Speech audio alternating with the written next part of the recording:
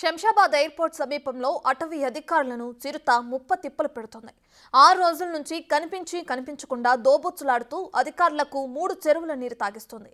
మేకను ఎరవేసిన బోను దగ్గర కూడా రావటం లేదు. ట్రాప్ కెమెరాకు చిక్కినట్లే చిక్కి తప్పించుకుంటోంది. మరో బోను వద్ద త్రుటిలో తప్పించుకుంది చిరుత.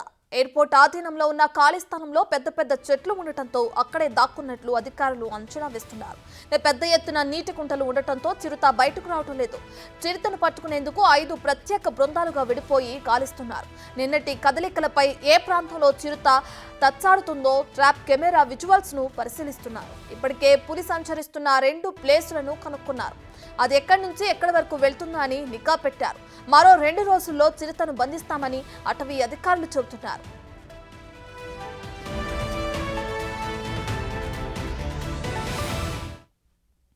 రైట్, ఇదే అంశానికి సంబంధించి మరింత సమాచారాన్ని మా ప్రతినిధి రానా లైవ్ లో అందిస్తారు.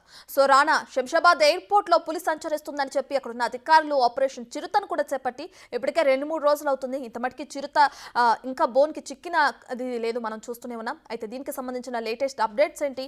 ఇంకో 2-3 రోజులు అంటున్నారు అటవీ అధికారులు. అయితే ఎప్పటికీ చిరుత చిక్కే అవకాశం కనిపిస్తుంది అనుకోవచ్చు? చిరుత ఇటు అటవీ శాఖ అధికారులకి అలాగే గొల్లపల్లి గ్రామస్తులకి కంటి మీద కునుకు లేకుండా చేస్తుంది. ఎగ్జాక్ట్గా ఈ ప్లేస్ నుంచి దూరకు వెళ్ళినటువంటి చిరుత ఈ ప్లేస్ అంతా వెనుక లెఫ్ట్ సైడ్ ఉన్నటువంటి ఏదైతే దాదాపు 5,500 దాకా ఎకరాలు ఉంటుంది. ఇది మొత్తం కేవలం ఎయిర్పోర్ట్ మాత్రం వినియోగంలో 200 నుంచి 300 ఎకరాలు మాత్రమే వినియోగం ఉంది ప్రస్తుతం. మిగతంతా పెద్ద జంగులు ఉంది, నీటి కుంటలు ఉన్నాయి, పెద్ద చెట్లు ఉన్నాయి. అక్కడ లోపలికి వెళ్తే కనీసం ఎవరున్నారు ఎవరు లేరనేది కూడా తెలియనటువంటి పరిస్థితి ఉంటుంది. సో దాన్ని అనువుగా చేసుకుని పెద్ద ఎత్తున అడవిలాగా ఉండడంతో చిరుత లోపలే దాక్కున్నటువంటి నేపథ్యం నైట్లో మాత్రం ఆహారం కోసం చప్పుడు కాకుండా వస్తుంది. అక్కడ బోన్ ముందు మేకని ఎరవేస్తున్నప్పుడు మేకని తినడానికి వచ్చింది, కానీ అక్కడ డౌట్ వచ్చి మళ్ళీ వెనక్కి వెళ్ళిపోయినటువంటి నేపథ్యం ఆ విజువల్ చాలా స్పష్టంగా కూడా ట్రాప్ కెమెరాలో రికార్డ్ అయినటువంటి పరిస్థితి కనపడుతుంది. అయితే 1 రోజు కాదు, 2 రోజు కాదు, 3 రోజు కాదు, దాదాపు 6 రోజులు అయిపోయింది. ఈ ప్రాంతంలో వెళ్ళేటువంటి గ్రామస్తులు వీళ్ళందరూ కూడా తీవ్ర భయాందోళనకు గురవుతున్నారు. ఓ పక్కేమో మంచి పచ్చటి చేలిక్కుడు ఉన్నాయి, గులాబీ తోటలు ఉన్నాయి, అలాగే జామ చెట్లు ఉన్నాయి, జామ తోటలు ఉన్నాయి, మామిడి తోటలు ఉన్నాయి ఈ ఏరియా మొత్తము. ఇక లోపలేమో మంచి జంగిలు. కానీ ఎక్కడి నుంచి వచ్చింది ఆ చిరుత అనేది కూడా పోలీసులు కనుక్కోవడానికి చాలా ఇబ్బందులు పడుతున్నారు. షాద్నగర్లో గతంలో దొరికి తప్పించుకున్నటువంటి ఆ చిరుతే ఇక్కడికి ఎయిర్పోర్ట్లో వచ్చి నక్కి దాక్కుందంటే కూడా అధికారులు ఆరా తీసుకోవడం నేపథ్యం అయితే కనపడుతుంది. ప్రస్తుతం అయితే దాదాపు 20 కెమెరాల దాకా కూడా ఏర్పాటు చేశారు.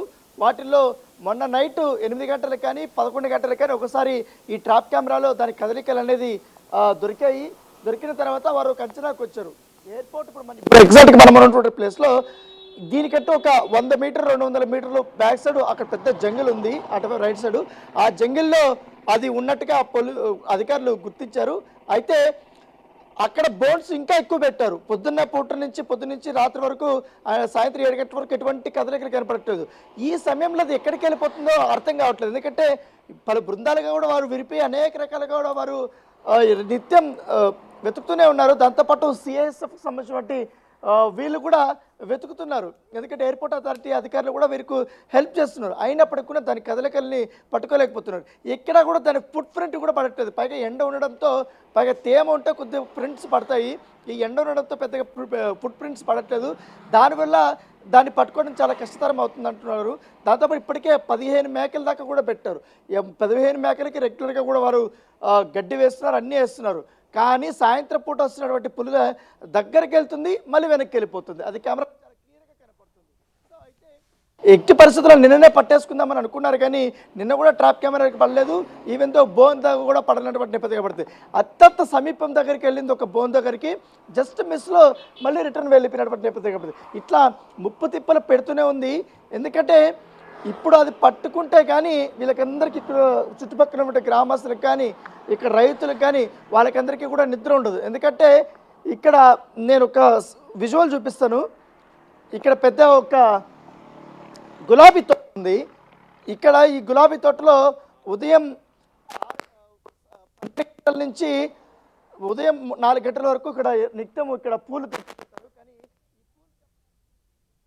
రావట్లేదు, కనీసం పనివారు కూడా రావట్లేదు, వీళ్ళు చాలా ఇబ్బందులు పడుతున్నారు. ఇలా ఇంత మంచి పచ్చడి పొలాల దగ్గరికి నిత్యం వచ్చేటప్పుడు ఇప్పుడు ఈ పులి భయంతో ఎవరు రావట్లేదు అనేసి కూడా వారు ఇది అవుతున్నారు బట్టి పరిస్థితి ఏర్పడితే నిన్న ఏకంగా కర్రలు ఎత్తుకొని వాళ్ళు మిట్ట మధ్యాహ్నం పూలు చెప్పడానికి వచ్చారంటే పరిస్థితి అర్థం చేసుకోవచ్చు వారు ఏ రకంగా భయపడుతున్నారు అన్నది దానిపై.